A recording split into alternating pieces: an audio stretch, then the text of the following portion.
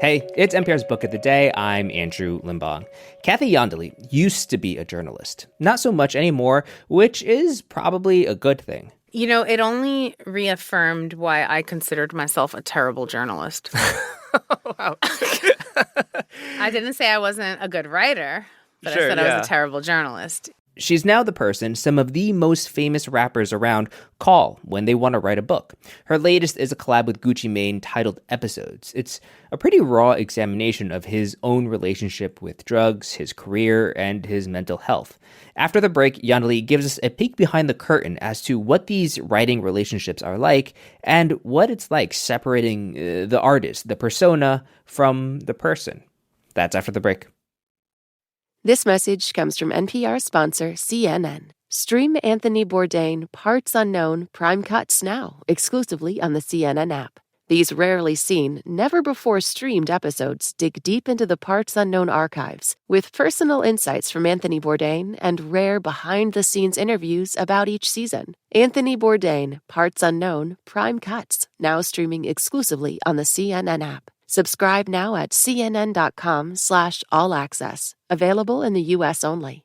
This message is sponsored by DSW, the birthplace of the humble brag. Full of all kinds of shoes that get you at prices that get your budget. And when there are never-ending options for every style, mood, occasion, and budget, there is unlimited freedom to play. And that's something to brag about. So go ahead, stock up on fresh sneakers from your favorite brands, or try those boots you always secretly knew you could pull off. Find the shoes that get you at prices that get your budget. DSW, let them surprise you.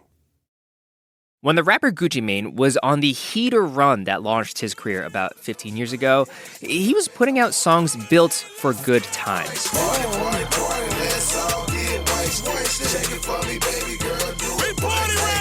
But he was not having a good time. In his new book, Episodes, he talks about his depression, his bouts of mania and anxiety, his drug abuse.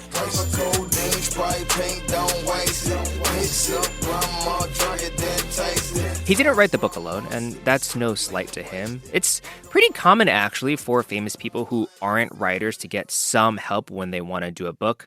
Kathy Iandoli is the co-writer of this book. On top of her original works about women in hip-hop, she's worked with the late artist Prodigy, with T-Pain, with Eve on their books.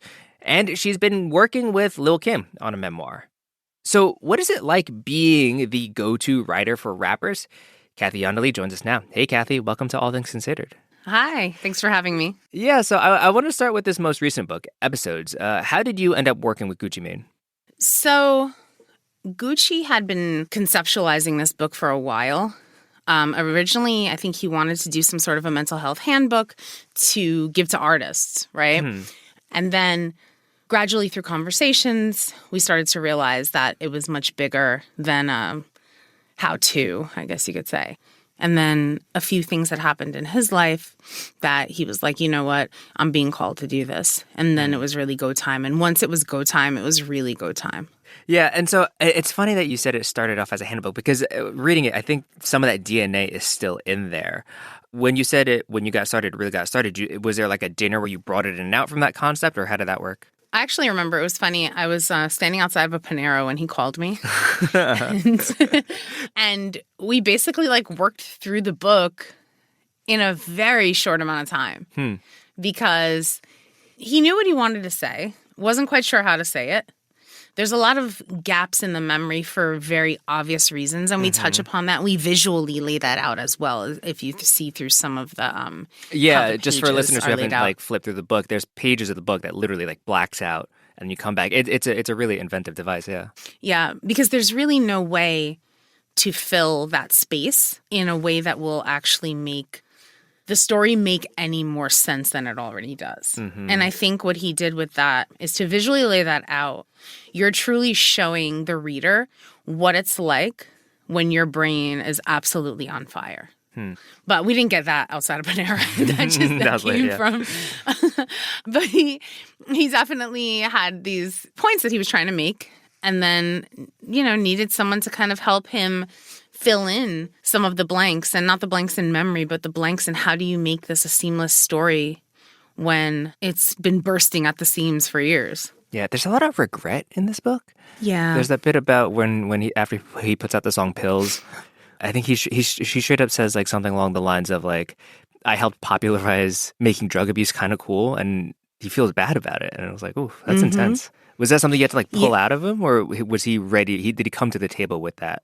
There was a lot of epiphanies throughout the book, things that came sometimes during the interviews, things that came afterwards, right? Like he would like text me or call me and be like, I've been thinking about this.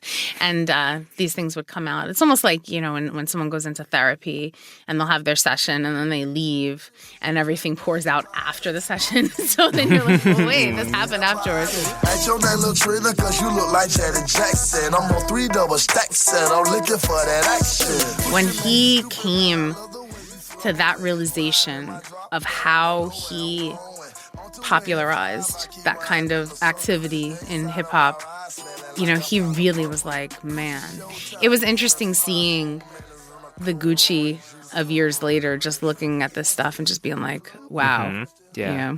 So broadly speaking, generally speaking, when it comes to a musical artist, if I'm listening to an album, I kind of don't care if an artist is like honest or authentic, right? If an album works, I'm sort of buying into the myth making. I'm buying into the persona, right? Right. It's a little different with a memoir, though. And so how do you go about pushing an artist, whoever you're working with, to be a little bit more themselves, more human? Well, the first thing I say is, are we writing a work of fiction? And if we're writing a work of fiction, we could still call it a memoir, but you and I know it's a work of fiction, right?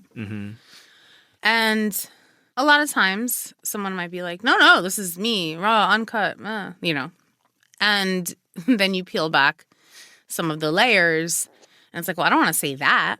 I'm like, so what would you say instead? Yeah. Where do you want to go from here?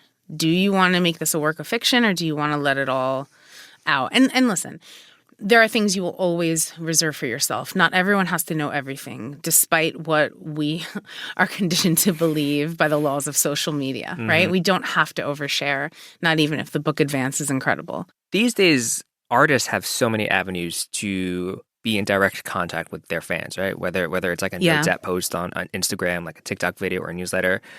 Knowing what we know about publishing, books aren't necessarily like a moneymaker, right? So what is the draw for these artists to write a book specifically? Well, I think that there are some artists, and I have not worked with them. Let me just say, not that I wouldn't, but I have not. A lot of artists do look at it as an extension of the brand, the way someone would start a fashion line or a fragrance line. And then I got my book, like, you know. And then also buy my vodka, and also, Right, right, exactly.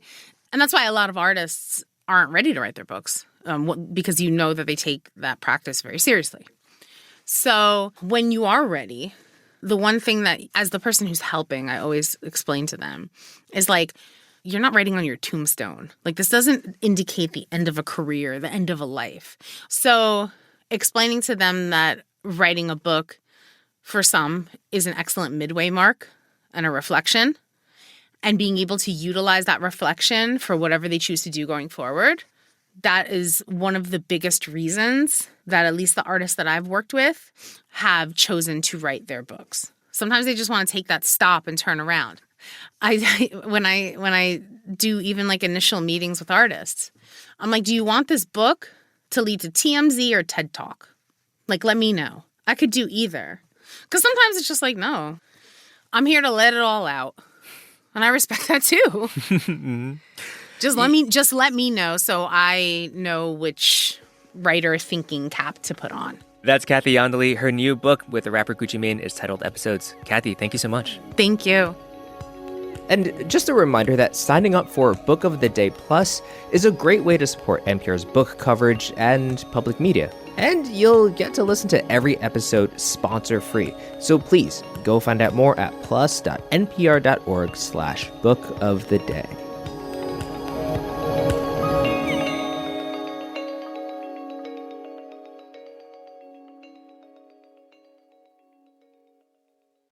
This message comes from Schwab. Everyone has moments when they could have done better. Same goes for where you invest. Level up and invest smarter with Schwab. Get market insights, education, and human help when you need it.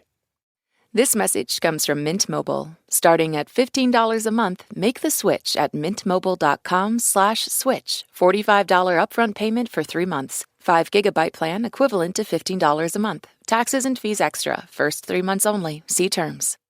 This message comes from KeyBank. Growing a successful business has never been easy. That's why KeyBank offers curated strategies to help your business grow today and into the future. Reimagine business as usual. KeyBank opens doors. More at key.com/B2B.